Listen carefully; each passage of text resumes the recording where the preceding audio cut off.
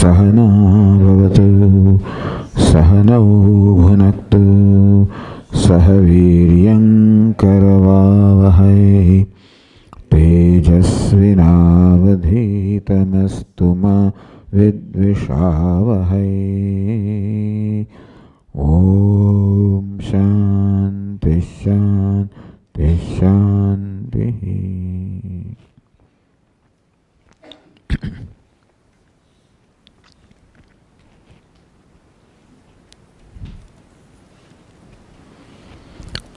The topic of discussion is relevance of the Bhagavad Gita in our daily life. The day-to-day living which we have, what is the relevance, if any, that Bhagavad Gita has?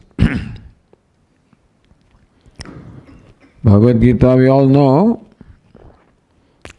is the dialogue between Lord Krishna and Arjuna. And this teaching was necessitated because in the middle of the battlefield, Arjuna submitted himself to Lord Krishna and requested him to please impart me the teaching with which I can gain the success in my life once and for all. Success not accompanied with failure, gain not accompanied with loss. I want a gain in which there is no loss involved. I want success in which no failure is involved. I want victory in which no defeat is involved. This is what Arjuna asked for. Because Arjuna very well knows that in every gain some loss is always involved. For every gain in the world, we have to pay some price. Nothing comes without the price. Some loss is involved in every gain. Meaning that every gain is a relative gain.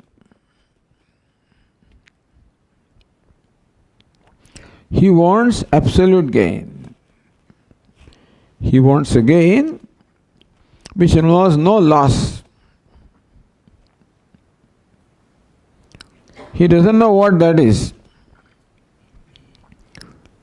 But in the worldly terms, Arjuna is a very successful person who was a highly accomplished person, very well known and very well revered for his prowess in martial arts. So really speaking, Arjuna fits the description of what we call a successful person, who has achieved whatever he wanted to achieve so far. And a great achievement also was waiting for him in terms of winning this battle. But somehow Arjuna found in his own mind that in spite of all these struggles, all these gains, kinno rajyena govinda, kim bhogehi, kim jivitena va. O Lord Krishna, if I gain victory as a result of fighting this battle, so what? If I get kingdom, so what? If I get all means of pleasure, so what? If I get long life, so what? This so what? So far, this question never occurred in his mind. So far, he wanted victory. So far, he wanted kingdom and the power in all the means of happiness which go with kingdom. So far, he thought that that was the goal of his life, and with that, achieving that, with the idea of achieving that goal, he entered the battlefield to achieve that goal. In between, something happened in his mind,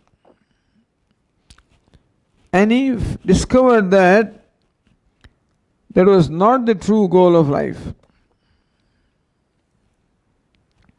Even if I have victory, even if I have a kingdom, even if I have all the means of happiness, even then, he realized that somehow that would not satisfy him. So far, perhaps, he was satisfied with whatever he was getting.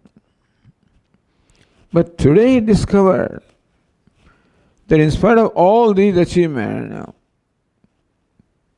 he did not think he would get a satisfaction. He said to Lord Krishna that, Lord, suppose I achieve the unrivaled kingdom of the entire earth, even if I achieve the lordship over the heavens, then also I do not think that the pain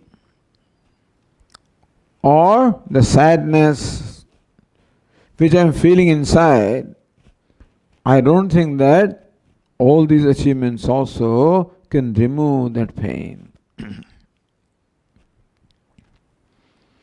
It is not that Arjuna did not have this pain all this time. Somehow he was not aware of what it is that he wanted in life. Today he became aware somehow. When he looked into the depth of his own mind, so far perhaps he only had a superficial understanding or perception of what he wanted. But today he became conscious of what he really wanted in the depth of his mind.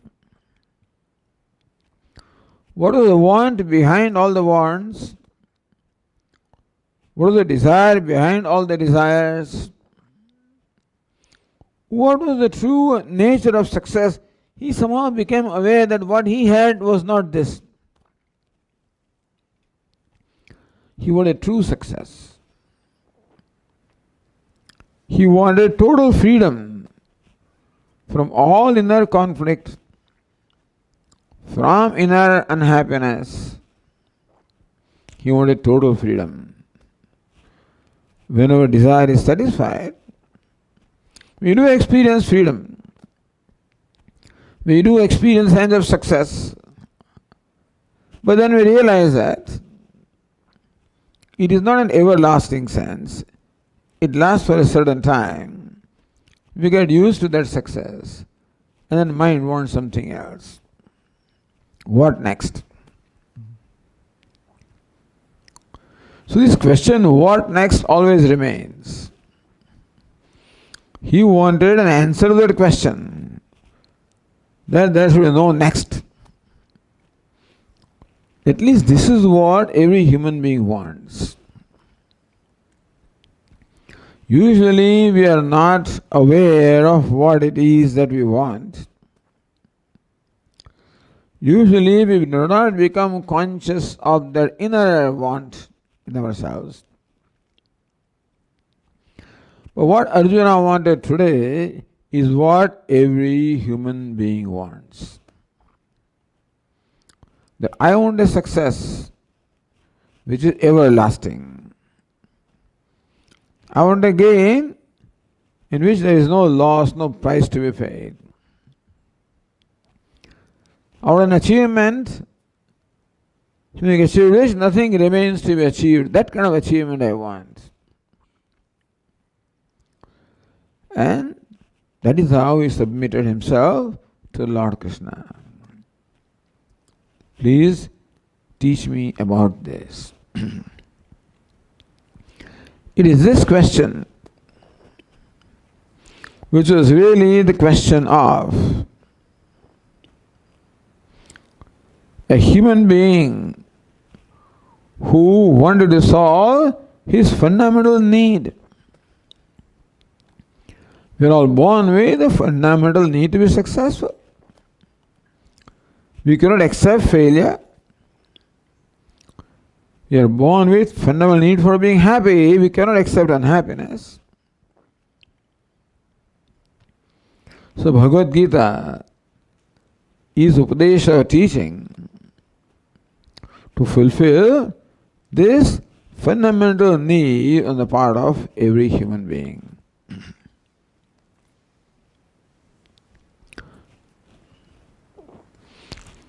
In that process,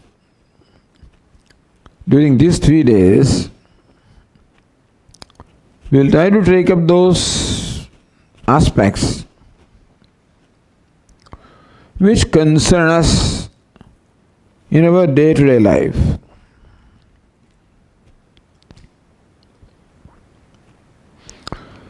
If you can live our day-to-day life in an intelligent manner, then one day we'll be able to also attain that ultimate success. Meaning that achieving ultimate success that we are seeking is not a one-shot deal, not something that just happens. Although romantically that's what we are told, that there was blissed out or something happened, but really speaking, it's a process. Process of inner growth, inner evolution. We're already evolved beings. Human being is the most evolved creature in nature. Our Puja Swami used to say that God has done his job by creating a human being. The most evolved organism is human being. The rest of the thing is to be done by human being himself. So something is left for us also to do. And for that, we are given whatever we need to accomplish that. What are we given? When we say human being is most evolved, what does a human being possess that other creatures do not possess?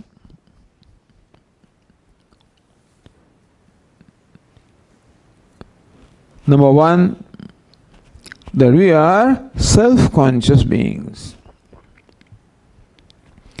We are constantly conscious of ourselves, and not only conscious of ourselves, but we also have an intellect which is a judging faculty, meaning that we are self-conscious of ourselves and we always have also a judgment or an opinion about ourselves. Merely being conscious is one thing, and the kind of consciousness because of which we have an opinion about it is a different thing. Other creatures also are conscious. They are also conscious beings. A dog also seems to know that it's a dog. Because when it sees a dog, it behaves in one way. And when it sees a cat, it behaves in a different way, isn't it? Or a cat also seems to know that I'm a cat. In language of cat, what word it uses, we do not know. Some kind of awareness is there that I'm a cat. Therefore, it behaves one way when it sees a dog, another way when it sees a mouse. So that kind of consciousness is there. But not the self-consciousness in which they have an opinion about themselves. That's evolution. So, self-consciousness is the mark of evolution. And as you see, from a simple organism all the way up to human beings, that self-consciousness evolves. Even a tree also is self-conscious in one way because it knows where to get its food and how to survive. That is there. But human being is the most evolved, meaning that the self-consciousness is most evolved in as much as we also have a self-judgment or a self-opinion. And therefore, we also have a variety. Every opinion can be called a complex. A judgment or opinion about myself can also be called a complex. I am so and so. This is my opinion. I am good. I am not good. I am great. I am not great. I am successful. I am not successful. One or the other opinion I constantly entertain about myself. This is a complex. Which complex other creatures do not have. So we keep comparing ourselves with others and have a judgment. I'm a handsome person. Or I'm not so handsome. I'm good looking. Not so good looking. I'm fair. Not so fair. Tall. Not so tall. It's all right. Unfortunately, each of these judgments also is a source of happiness or unhappiness. If I feel that I am better looking than others, a satisfaction is there. I feel happy. Feel that I am more intelligent than others, a self-satisfaction. I am happy. I am not as intelligent. I am not as good looking. I am not as accomplished as others. Then I am not happy. So, very important thing is, what is the cause of my happiness? And what is the cause of my unhappiness? What I think about myself is what makes me happy or makes me unhappy. If I'm worthy in my own opinion, if I am worthy in my own opinion, I'm happy with myself. If I'm not worthy in my opinion, I am unhappy with myself. So this self-consciousness and self-judgment also creates either being happy with myself or being unhappy with myself. Happy with myself, I'm comfortable with myself. Unhappy when I'm not comfortable with myself. So this is our day-to-day life, What is day-to-day life? An important aspect of day-to-day life is I am constantly judging myself, and depending upon what my judgment about myself is, I am happy or unhappy. Don't think that happiness comes from outside. Don't think that someone else makes you happy. It may look that someone else makes me happy. When people come and Swamiji, it was an excellent talk. I feel very happy. That person made me happy. How? By creating an opinion about myself that I did well. And that's how being accepting in my own self, comfortable with myself, worthy in my own opinion.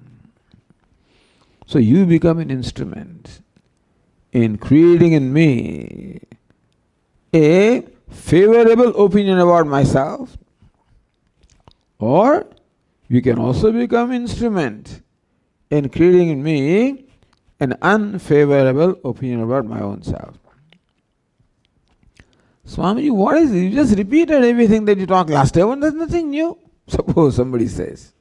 Hopefully they don't remember what was last year. So then it's okay.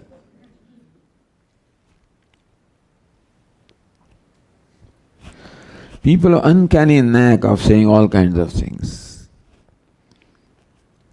Then, in my own mind, an unfavorable opinion about myself is created. I become unhappy. So understand this. What is the cause of my happiness? A favorable opinion about myself. My own opinion about myself. Or my own unfavorable opinion about myself.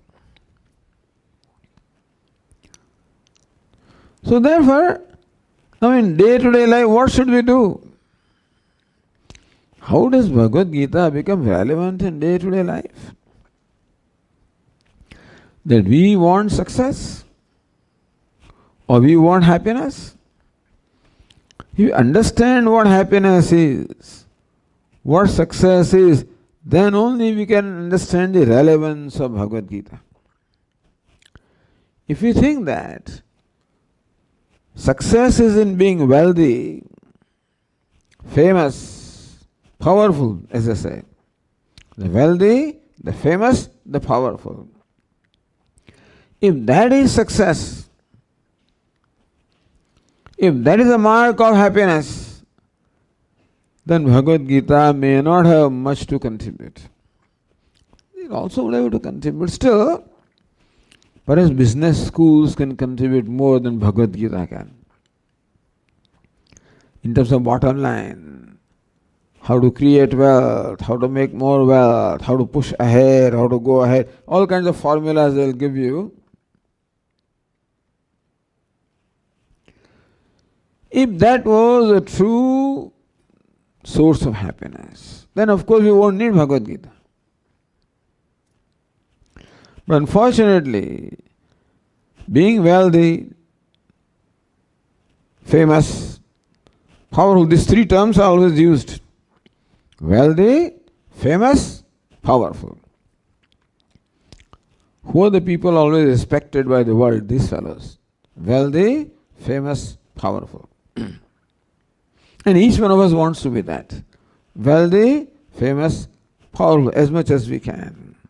Because that we understand is the mark of success. But unfortunately, even if I become wealthy, I cannot become the wealthiest for sure. Even if I become wealthy, afterward I do find somebody wealthier than me, then that satisfaction goes away. If I become famous and then find somebody more famous than me, again the satisfaction goes away. Become powerful, find somebody more powerful, that satisfaction goes away. There's always somebody better than somebody else. So Michael Jordan can be there, and then what is it? LeBron James, somebody else can always come up. Usain Bolt,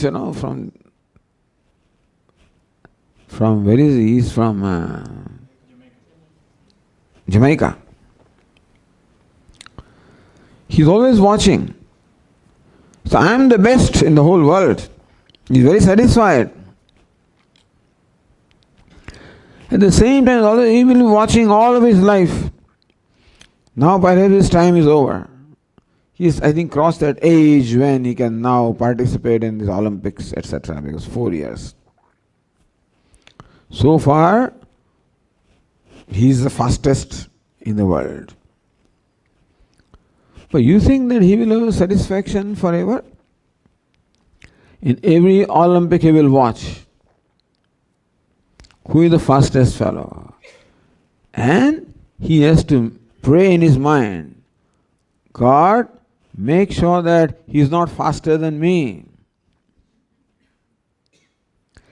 Being fastest is not enough for him. Being fastest forever now. In past there was nobody faster than me. In present there is nobody faster than me. In future also nobody faster than me should come. In case somebody comes, then his sense of success will be deflated like a balloon. Even if nobody comes, he is always anxious. Every time Olympics comes, the anxiety is there. Somebody may not cross his record, In the sense that whenever our happiness comes from something else, whether it's wealth, fame, or power, it cannot be a lasting happiness, cannot be happiness without a price. It's always going to be a relative happiness, always accompanied with unhappiness, because even that fellow also is anxious that somebody should not break his record. So that anxiety is always there. Anything you gain, you always have to then retain it. It's not easy. You get power, then it's not that you can take it for granted. You have to be awake day and night, make sure that nobody pulls a look, nobody does, you can President of America, so what? You always have to be careful. You make this statement, that fellow says something. You always watch out. They remain the best. And therefore, the success or happiness, when it comes from something other than ourselves, it's Vedanta calls it only mithya, or an appearance, not a reality. Only when I can have a favorable opinion about myself, that is when I can really be successful. Other things can create a favorable happiness for a while, because all those things are relative. Therefore, what I am really seeking is a favorable opinion about myself. I should be happy with myself. I should be a pleased self. If we understand that to be the mark of success in life, then Bhagavad Gita becomes relevant. That is the reason why we spend some time before talking about Bhagavad Gita as such. We spend some time this evening to understand what it is that we want, what it is that we need, whether we understand or do not understand. But that we need this is for sure. Those who come to understand are very fortunate people. Arjuna became a fortunate person simply by recognizing what he needed, because then he will not settle for anything else. If you understand what you need, you will not settle for anything else, anything less than that. Is it not so? Our Swami used to give an example of Madras coffee. It's coming from Tamil Nadu, coffee, and then Madras coffee. That when those days Madras, now it's Chennai. So you are visiting somebody and then you spending night there. You wake up in that home, wake up with the aroma of coffee. They take the fresh grains and then right in the morning, in fact, they grind them and then they prepare the coffee. The whole house is, full of aroma of the coffee. That's what you wake up with. And that coffee is out of this world. Meaning that having enjoyed a coffee like that, you cannot settle for this Gujarat coffee, this coffee. They won't satisfy you at all with the real thing you experienced. Starbucks, I do not know how it is, but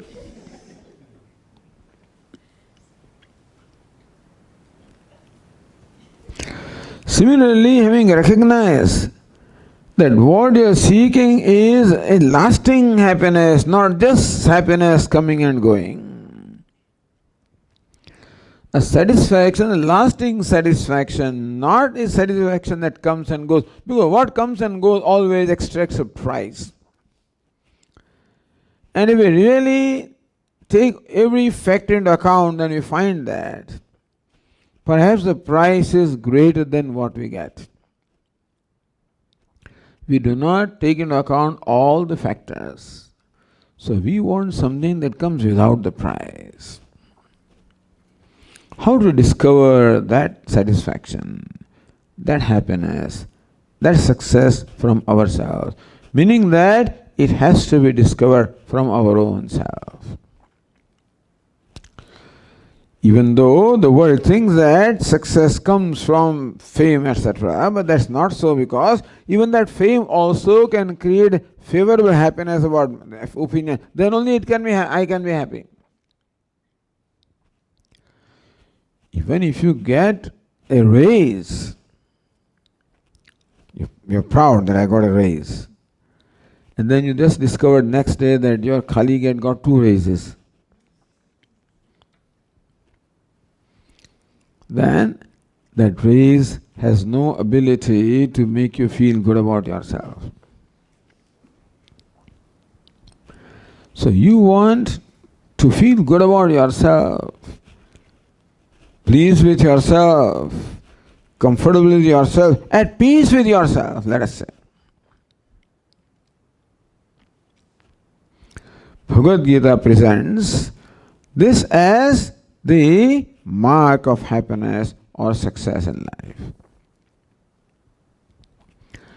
And how happy can you be? How successful can you be such that there cannot be any more happiness or success than that? You can achieve that success beyond which there is nothing, which each one of us also can achieve. And Lord Krishna describes a successful person like that. Atmanyevatmana tushtaha, one who is happy with himself by himself, who is free from all needs and wants and requirements and demands and totally satisfied with himself by himself. So that is possible. Meaning that this kind of success is possible for each one of us.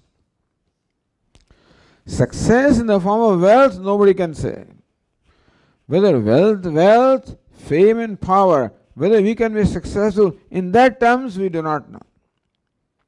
Because there are so many, lips, so many slips between the cup and the lip, so you don't know. But this success, which is a real success, is something that each one of us can achieve. And that is the reason why the teaching of Bhagavad Gita is relevant to everybody. If Gita taught us how to be the wealthiest in the world, then that would be applicable to somebody only. But Gita teaches us how to become happy or successful in the true sense, and which is what we are seeking. And therefore, it is relevant to everybody. The beautiful thing is that every human being has the potential of becoming totally successful. Every human being has the potential of becoming totally happy. What we are seeking, we have the potential of fulfilling that need, fulfilling that want, or fulfilling that desire. We have that potential. You know why? When we say that everybody has the potential of becoming successful in true sense, you know why? Because that success happens to be our own nature. The happiness or success happens to be our own nature, and therefore it is possible for everyone. What needs to be done is to bring it to manifestation. What is there but not manifest right now, what is there but not experienced right now, to make it an object of my experience. How can I make that success or happiness with myself an object of my happiness, my experience? That's what Bhagavad Gita teaches us. With this background, now we can take one very well-known verse of the Bhagavad Gita. Perhaps the most well-known verse. Karmanye vadikaraste ma phaleshu kadachana. There are other line also, that also will take up, but then Karmanye vadikaraste ma phaleshu kadachana. One of the saints in India, his name was Vinoba Bhave. He also has given talks on the Bhagavad Gita. He calls this Chatussutri, the sutra. This verse is called sutra. Sutra means an aphorism. Means a very pithy statement. A short statement which contains a very profound meaning. So this was a style in India, in the Vedic culture, where all great philosophers express their philosophy in the form of sutra, in the form of this very short but profound statement. And more you contemplate upon that, more you get out of that. That's the beauty. Similarly, the verse of Bhagavad Gita are like the sutras. And more you contemplate upon that, more you get out of that. So this is sutra, karmanyavadikaraste. Karmani means with reference to karma. Adhikara can be understood in different ways, but one way to understand is freedom. You have freedom with reference to performance of karma, performance of action. This karma also is a very unique gift given to human beings. Karma is not just action. Karma means also a deliberate action. Oh, the human being has the possibility of performing a deliberate action or a premeditated action.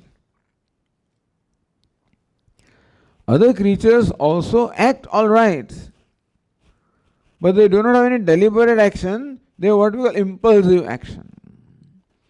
They all ride on their impulses. They don't think.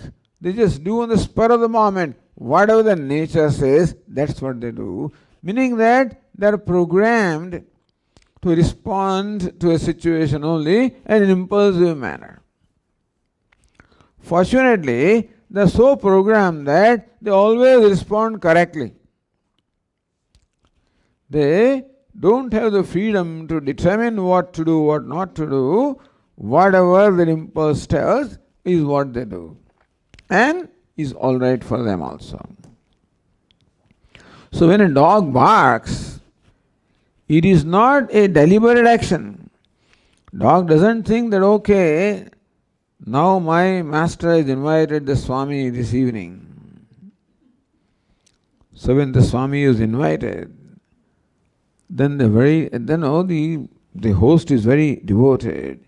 He comes to the door with a plate full of rice, with a pot on which there is a coconut. It's called Purna Kumbha. He recites some mantras.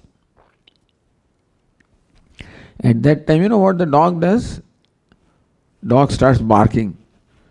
Because dog is accustomed to bark at every stranger. This fellow is Swami is a stranger. It is not that he has decided that when Swami comes, I am going to bark. No. He just on the spur of the moment. There is no deliberate or premeditated action. And therefore a dog or a cat or a camel can never be taken to a court of law. because they do not perform premeditated action. See, in Ahmedabad, we have these camel-drawn carts. Carts which are drawn by camel. And there is always a driver, who is behind that. Now, when you come to this intersection where there is a traffic light and traffic light is red, at that time, every vehicle is supposed to stop there. Suppose this camel is looking like that and continues. And suppose the police catches hold of this fellow because he has violated the law. The point is, who will be punished? Will the camel be punished? Or the owner be punished? Who will be punished? Because when police also knows that camel does not do anything deliberately. It just acts on the spur of the moment. You can be punished or rewarded only for a deliberate action. Not for action that just takes place. Therefore, in fact, animals can't be rewarded really. Although we reward them, all right. There are the dog shows, dog shows. Where people bring their dog and then display them, and then so many variety of dogs are there. The whole ground is full of them, and the judges go around and I guess judge every dog, and finally one dog is declared as a winner. And then the owner of the dog takes the dog and takes him for a walk all along to display. Who feels proud? The dog feels proud. It just doesn't know what is happening. Why is he being taken for? Why he doesn't know? It is the owner who feels proud. Because a dog doesn't know that it is handsome, it is beautiful, it is this, that, it just doesn't know. And therefore, it is our own complex that one dog is superior to other dog, really. Is it not so? Whatever kind of criteria that we have determined of determining which horse is superior, which dog is superior, which animal is superior, and then we reward them.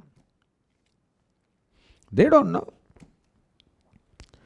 That cow doesn't feel proud that I'm superior to other cow or something. They don't have this kind of complexes at all. Meaning that they are not burdened with this kind of deliberation at all. They do not have what we call the free will. They are only guided by their impulses. They are all pre-programmed, and therefore their impulses are programmed impulses. That being the case, you do not reward them or punish them also. So this is where human being is different. That as human being, we perform deliberate actions, premeditated action. We decide what we want to do and what we do not want to do. Karmanyavadhikaraste. So one meaning of adhikara is that you have the freedom in performing action, which other creatures do not have. You follow? So very important thing that we have is freedom in performing action. Freedom in choosing what to do, what not to do, how to do. A dog doesn't have a choice. It will just bark if it feels like that. A cat, when it sees a mouse, it will jump at it, just no thinking. Our Swami used to give the example of a donkey. These donkeys, have a very peculiar habit. At night, if there is a compound wall in the house, a donkey will go and stand there facing that wall. This is a habit. And if you happen to go there for whatever reason, and the donkey feels somebody is behind, feels threatened, it just uses the hind leg and kicks you. Doesn't think. It is possible that the person who is standing behind him is his own owner, he will be kicked. And then, of course, he will get punishment he doesn't know. So, donkey kicks. But between you and me, suppose we also get angry and we also feel like kicking, sometimes. So I lift my leg all right and I see the person in front of me, 250 pounds, 6 feet 6 inches, and then I lifted my leg all right and slowly I bring it down. But I have a choice of what to do, what not to do. This is called choice. A donkey does not have a choice. It will kick and get punished also.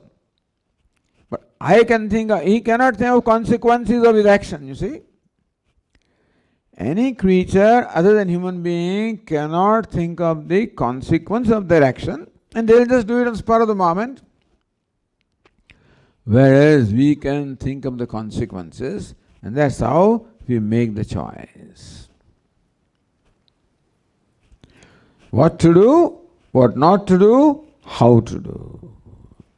Kartum shakyam, akartum shakyam, anyatha va kartum shakyam. Meaning that we have a choice of doing it one way, not doing it, or doing it differently. This is called free will. So this is the mark of evolution, that human being has self-consciousness and free will. It's a great gift that we have. Nobody else has that. We're given freedom to choose what we do. A limited freedom, not a whole lot of freedom, limited freedom. Swami, where is the choice? When I go to work, I have to do what my boss tells me to do. Where is the choice? Even at home also I don't have a choice. Where is the question of going to work? So people complain we have no choice at all. That may be so. Limited choice we have. We'll tell you what choice exactly is available to us. Maybe there may not be a choice in determining what to do because that also somebody decides for me. Like this man says in our home, I make big decisions and my wife makes small decisions. What decision I make? Who should be president of America? Who should be the chief justice? They're all decisions I make. What we should cook, what we should buy, all the decisions, small things are all decided by my wife. So he made a choice, really speaking, to decide what to eat, and it is all decided. Who decided what vegetable, what is cooked, how it is cooked, is all decided for him. Poor fellow may not have a choice. But still we have a choice. That will tell you. We have in every situation a choice. And that's what is a very important gift that we have. The freedom of choice. And unfortunately, freedom is always a double-edged sword, like a sword, double-edged. It can help you or it can hurt you. Freedom also can help me or hurt me. This freedom of choice that we have, the free will that we have, is a double-edged sword in as much as it can help me or it can hurt me. How can it help me? If the freedom is utilized properly, intelligently, then that freedom can become a blessing to me. On the other hand, if freedom is not utilized properly, is abused, but that is called freedom which can be abused. Otherwise there is no freedom. Freedom is only which can be abused, otherwise there is a freedom. So we have all freedom in India, every freedom. On the road also all freedom we have. Take a vehicle and whichever way you want to drive, because that you can, when they tell you that there is a law that you must wear helmet. The people in India ask, I'll decide whether to wear helmet or not. But it's a matter of your life and death. Why should you worry? If I don't mind dying, what's your business? So they think that this is a freedom. Meaning that is called freedom which can be abused. And therefore, human being is quite capable of abusing the freedom given to him. Therefore, Lord Krishna has to tell him. This is where Gita comes. Karmanyevadhikaraste. You have the freedom.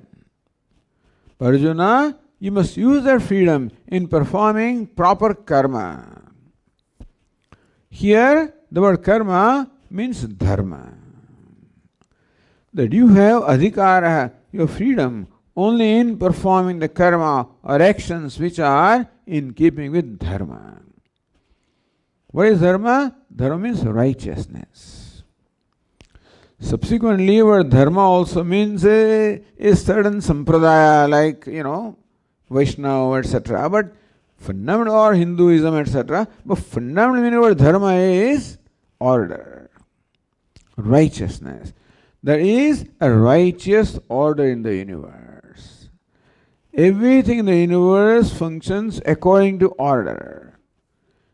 They all function according to their dharma, or according to what is assigned to them. They never ever transgress their dharma. So there is a righteous order in the universe. Meaning that there is always something right to do and something wrong to do. The whole universe necessarily functions according to righteous, meaning that nobody or nothing other than human being would ever violate that order. The sun always rises in the morning at the appointed time. If we were sun, S-U-N, sun, every day alarm and you every day to wake up at the appointed time, someday you will take liberty. When you have freedom, someday you take liberty. And go to work a little late. Call your doctor friend and get a certificate. Call sick. Someday you take liberty. But have you seen anybody in nature ever taking liberty? The sun thinks that, well, every day I rise in time. Why not today go a little late? Every day I go home only at a appointed time. Why not I go home early someday? No. The water boils at a given temperature, at a given pressure. At 100 degrees centigrade, at the atmospheric pressure.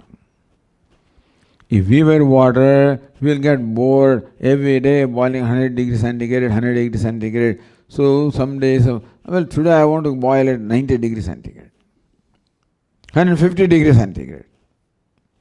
No, they don't take that liberty. Meaning that everybody follows the order. If there is no order in the universe, then the universe will not function. The universe can function only when there is an order, otherwise it cannot function. Isn't it so?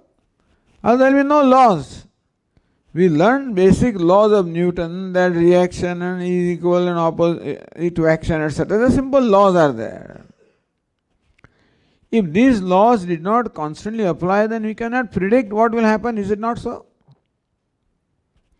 You study in mechanics that if you release a particle with a certain acceleration and certain force, and you can calculate where it will land. Because there are laws governing that. Suppose that law was not there, the particle had freedom to decide where it lands. In these Olympic championships, there were the shooting championships. There is the archery also. If that arrow decided where it will fall, then poor fellow will never, you can never be sure at all. But no, once you release an arrow from a bow, there is no freedom on the part of arrow. It necessarily follows the laws.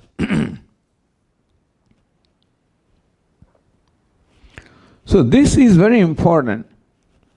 that Lord Krishna says that look, there is an order in the universe. That is called order of dharma. This is called dharma or the order of righteousness. Karmanyavadikaraste, hey Arjuna, meaning a human being, you give adhikara or freedom.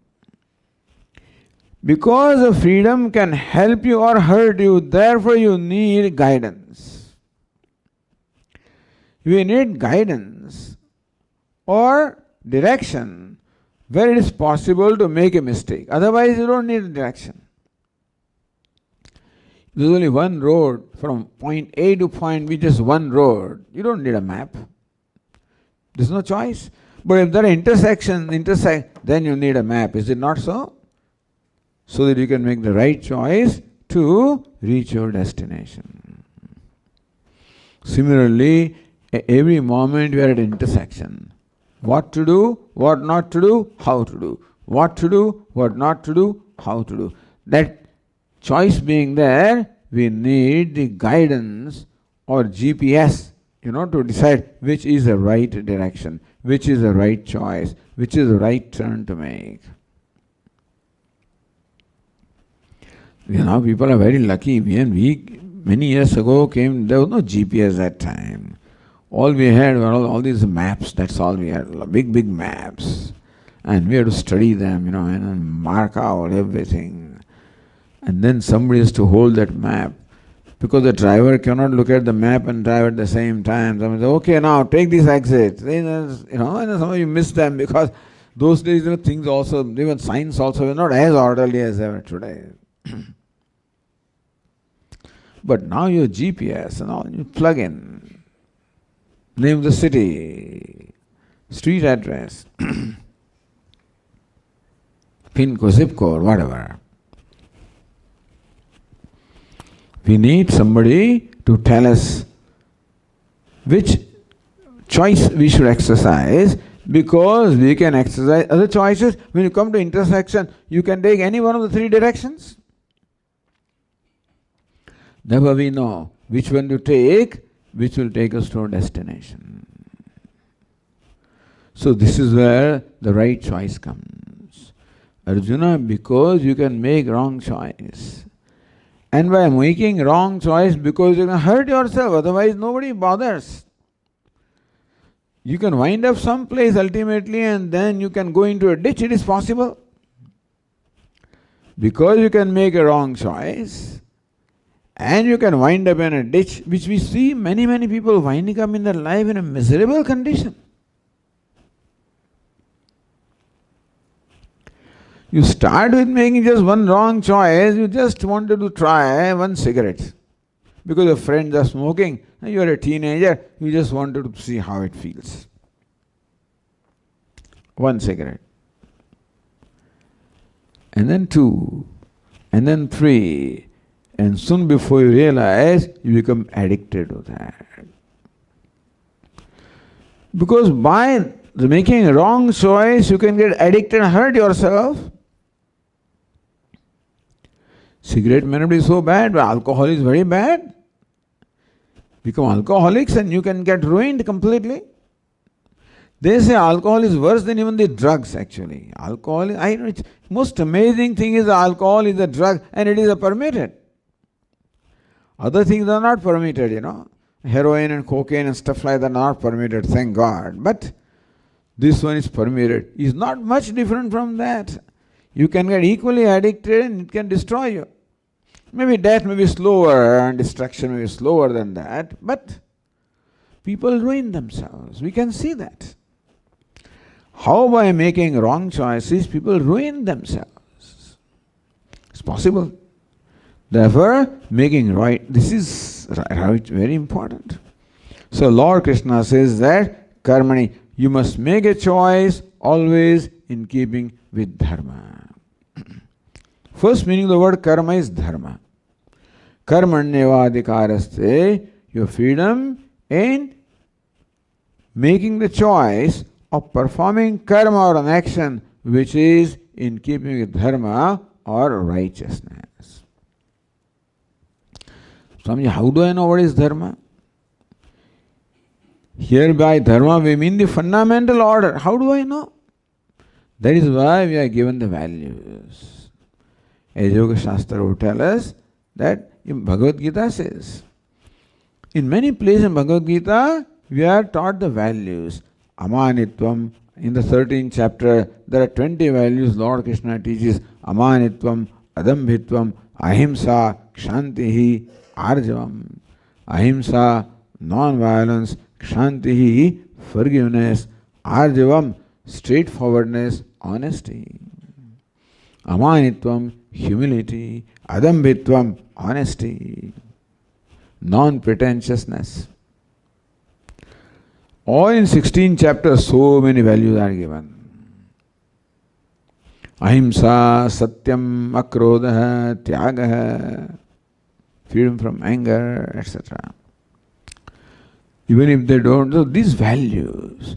So what is dharma? Dharma is conducting ourselves in accordance with these values. Ahimsa. What is the value? What is non-violence here? How did these values arise, So, what is the basis of these values? Why do they want us to be non-violent? Why do they want us to be truthful? What do we get out of? Why do they ask us to do that? Non-violence is a value, truthfulness is a value, honesty is a value. Why?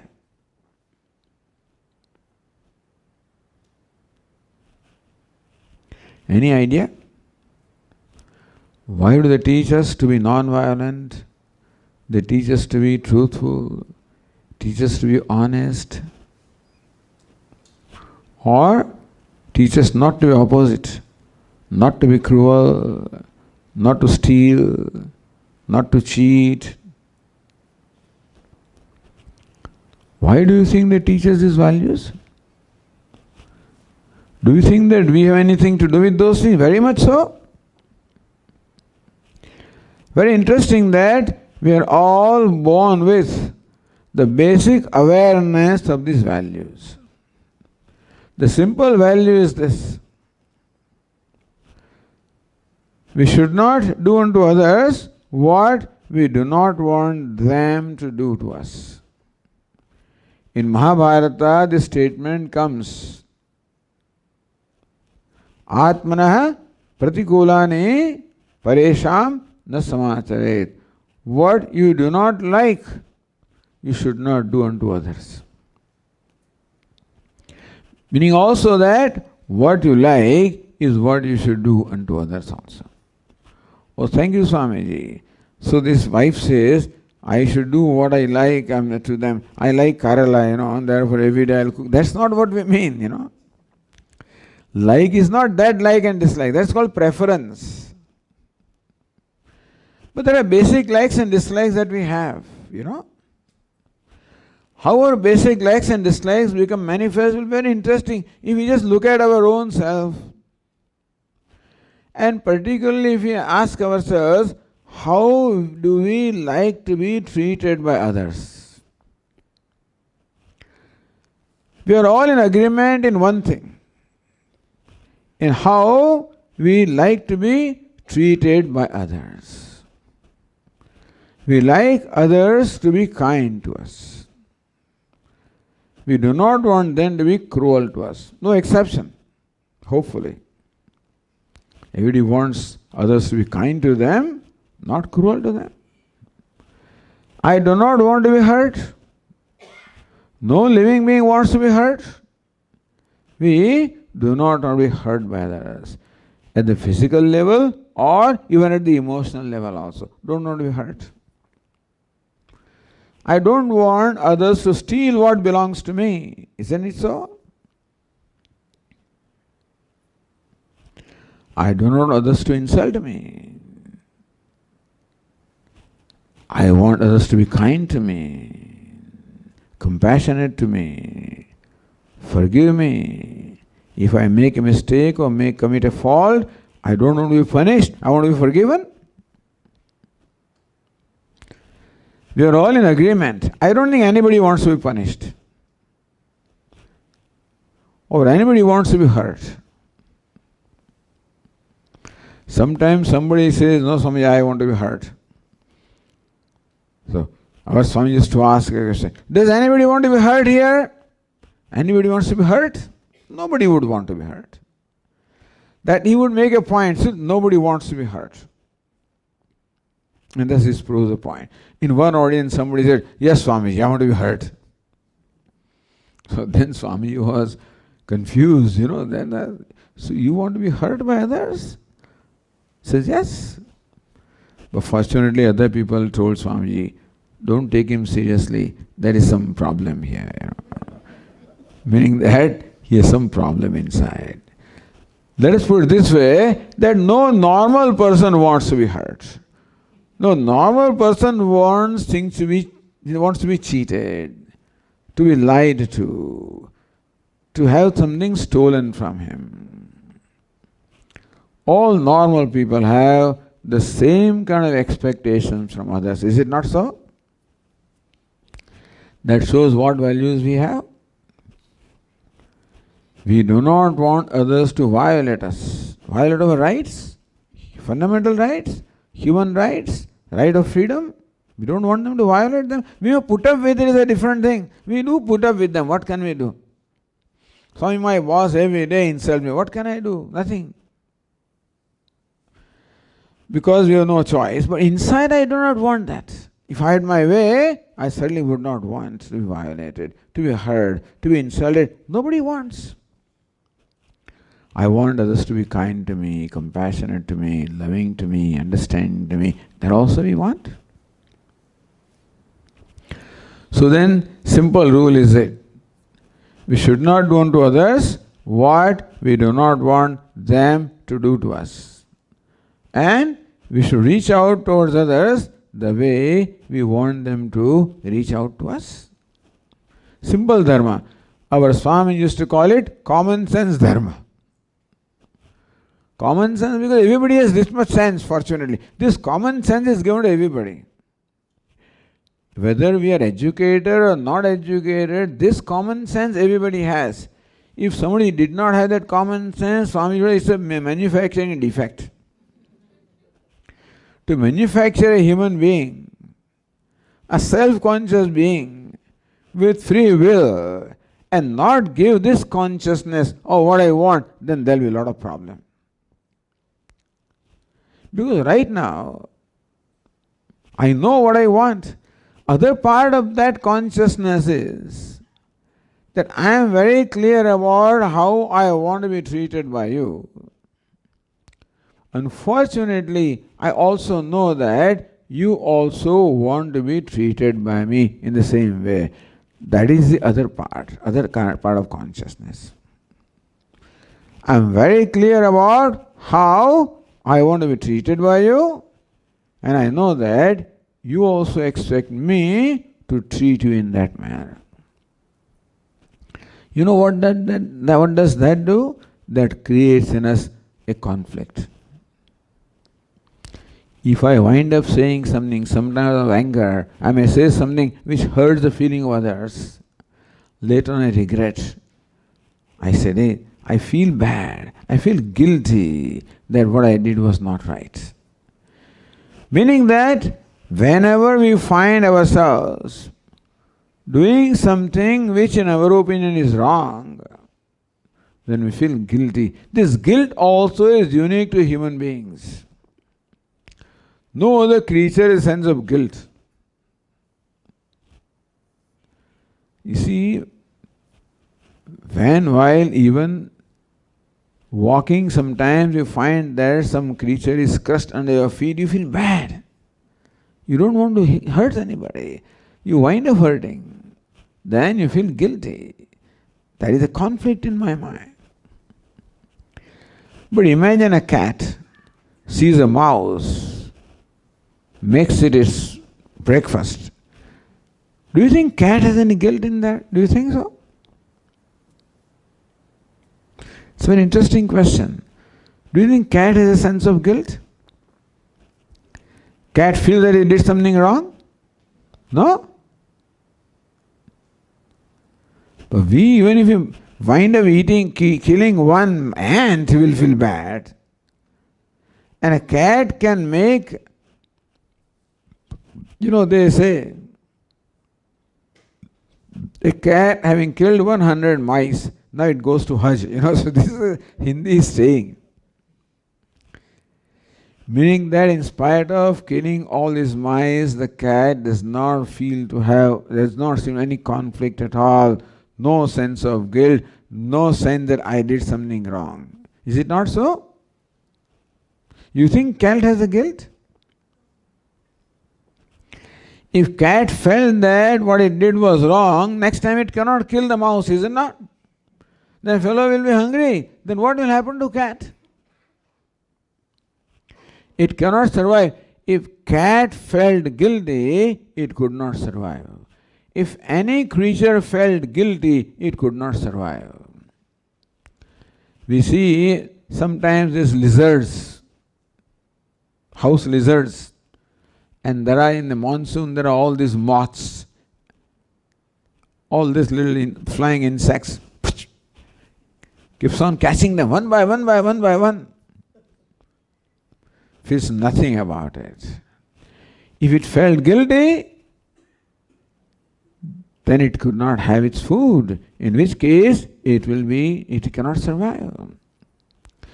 Meaning that no creature other than human being has a sense of guilt. That's how Ishvara has created this world. That is how one living being becomes the food of other living beings. Jivo jivasya jivanam. One life form depends upon other life form, and that's why we have that whole, we must have studied that whole balance, isn't it? One animal is this and that fellow is that, and that's how the whole balance is maintained. Is it not so? But human being an exception. Your sense of guilt, your sense of right and wrong, they don't seem to have that sense. They're lucky. Those creatures are lucky. They can get away with anything without feeling guilty. Would you like that or not? Would it not be nice? There's no sense of guilt. You insulted somebody, you don't feel bad at all. Would it not be nice? If there's no sense of guilt, no conflict in the mind, would it not be nice? Would it not be nice?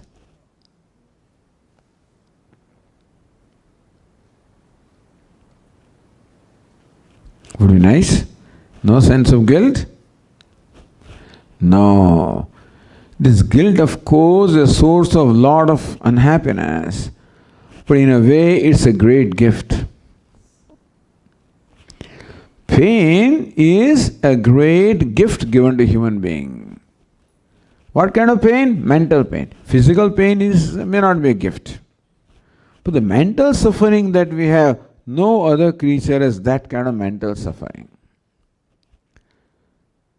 Do you ever find a dog losing his sleep at night?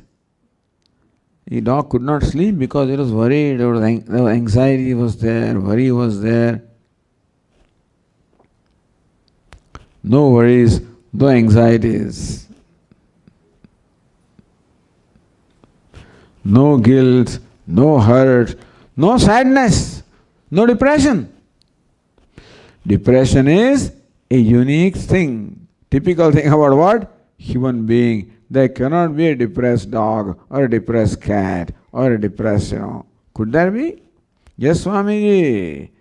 No, I used to say this, but now I have to think about saying this. Because I recently heard, Swamiji, there are therapists for dogs also. There are psychiatrists for dogs, What dogs? Only pet dogs, not street dogs. Because pet dogs live with us for a number of years. And they seem to get by osmosis our own things, they also seem to, poor fellows. And therefore, just as a cat owner needs, the cat also needs. Or a dog owner needs, the dog also seems to need, because of that association. Otherwise, dogs are not designed, basically not created that way. Lots of street dogs in India, there's no sense, they don't lose any sleep, they don't have any guilt, they don't have any hurt, they don't have any sadness. A sad dog sitting, was not in a mood today, with a long face. You don't find that. Or a buffalo feeling sad. No, nothing like that. This is also a typical thing about human being, which is perhaps bad. Sadness is a human problem. Looks like bad, but no, it is also a gift. It is only a blessing in disguise. The physical pain, I would not call it gift, it's only prarabdha. Prarabdha means a destiny.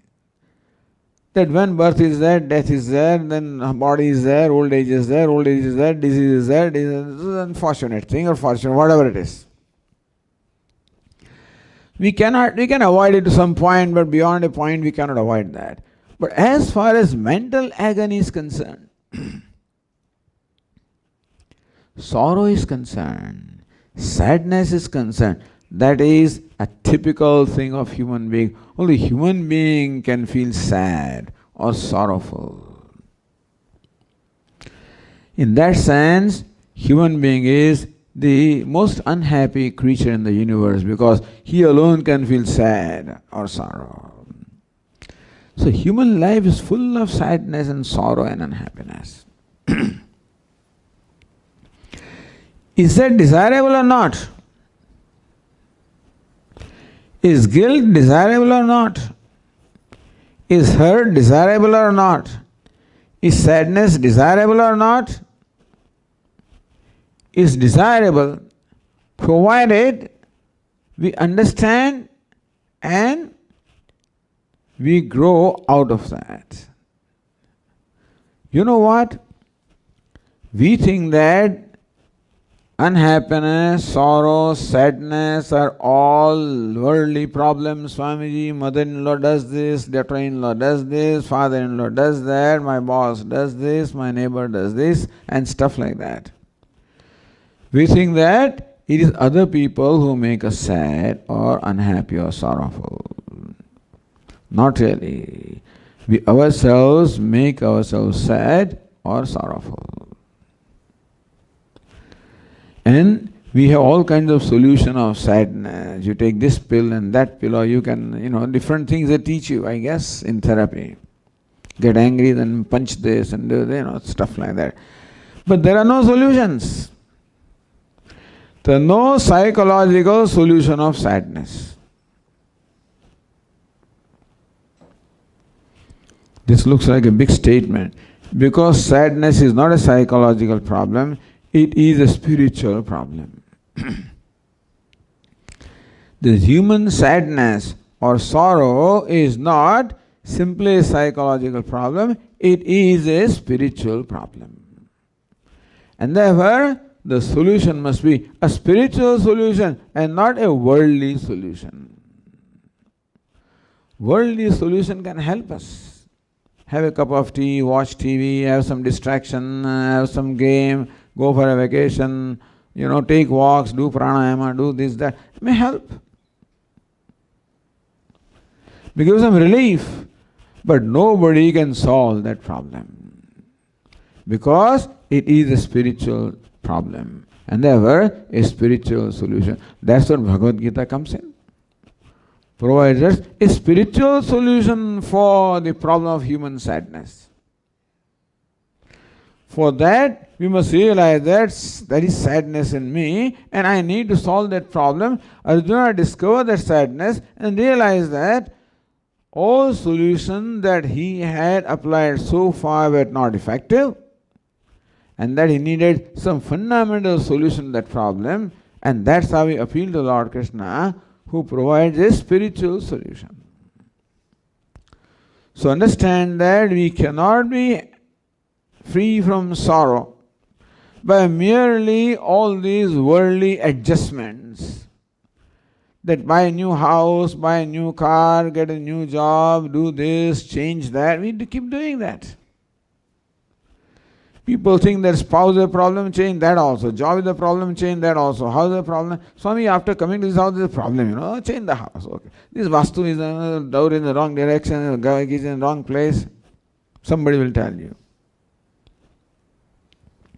It may give you some relief, but nothing can solve that problem because it is not a worldly problem. Worldly situations, you know what they do? They only pour salt on the wound. That's what they do. You know, pouring salt on the wound? So world is always ready to pour salt. But when can we feel bad, pain? Only when there is wound here.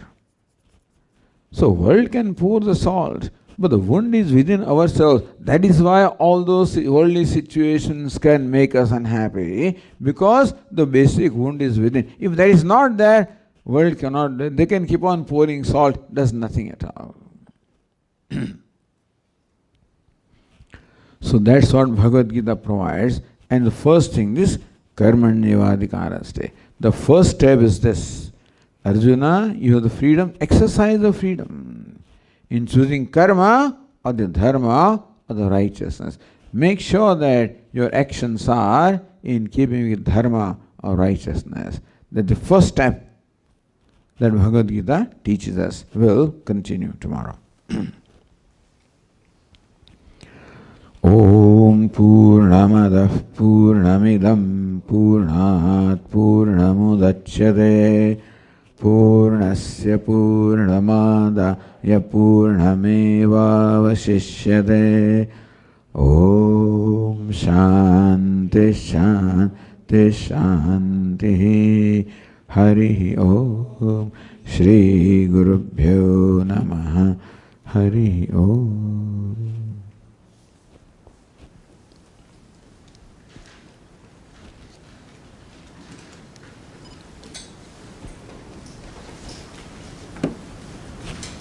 Any announcement about tomorrow?